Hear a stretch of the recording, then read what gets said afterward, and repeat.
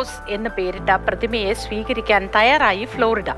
വെങ്കലത്തിൽ തീർത്ത പൊന്നും പാളികൾ പൊതിഞ്ഞ 2 നില കെട്ടിടത്തിന്റെ ഉയരമുള്ള ട്രംപിന്റെ പ്രതിമയാണിത്. ട്രംപിന്റെ വെങ്കലത്തിൽ തീർത്ത സ്വർണ്ണപ്പാളികൾ കൊണ്ട് നിർമ്മിച്ച ഒരു പ്രതിമയാണ് നമ്മൾ ഈ ചിത്രങ്ങളിൽ കാണുന്നത്. ഈ പ്രതിമ ഏകദേശം ഒരു 2 നില കെട്ടിടത്തിന്റെ അത്രയും ഉയരത്തിലാണ് നിർമ്മിച്ചിരിക്കുന്നത്.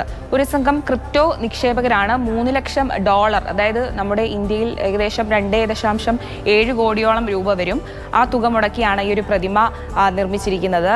ട്രംപിന്റെ ഉടമസ്ഥതയിലുള്ള ഫ്ലോറിഡയിലെ ഒരു ഗോൾഫ് ക്ലബിലാണ് പ്രതിമ വരാൻ പോകുന്നത്. ഈ പ്രതിമയുടെ മറ്റൊരു പ്രത്യേകത എന്നുള്ളത്, ഈ പ്രതിമയിൽ കാണുന്ന ട്രംപിന്റെ രൂപം ചിലപ്പോൾ നമുക്കൊക്കെ സുപരിചിതമായിരിക്കാം. 2024 പെൻസിൽവേനിയയിലെ തിരഞ്ഞെടുപ്പ് പ്രചാരണത്തിനിടയിൽ ട്രംപിന്റെ ചെവിക്ക് വെടിയേറ്റിരുന്നു. ആ സമയത്ത് ട്രംപ് മുഷ്ടി ചുരുട്ടിപ്പിടിച്ച് നിൽക്കുന്ന ഒരു രൂപമാണ് ഈ പ്രതിമയ്ക്ക് നൽകിയിരിക്കുന്നത്.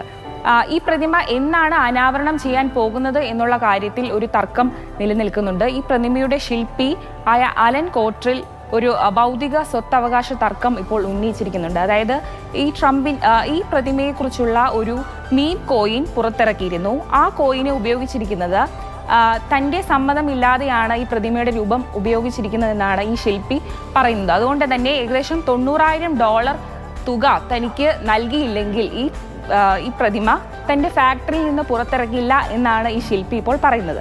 എന്തായാലും ഈ തർക്കങ്ങൾ ഒക്കെ കഴിഞ്ഞതിന് ശേഷം ഈ ഡിസംബറിൽ മിയാമിയിൽ G20 ഉച്ചകോടി നടക്കാൻ പോകുന്നു. അപ്പോൾ അതിന് മുന്നേ ആയിട്ട് തന്നെ ഈ പ്രതിമ അനാവരണം ചെയ്യും എന്നാണ് അധികൃതർ പ്രതീക്ഷിക്കുന്നത്.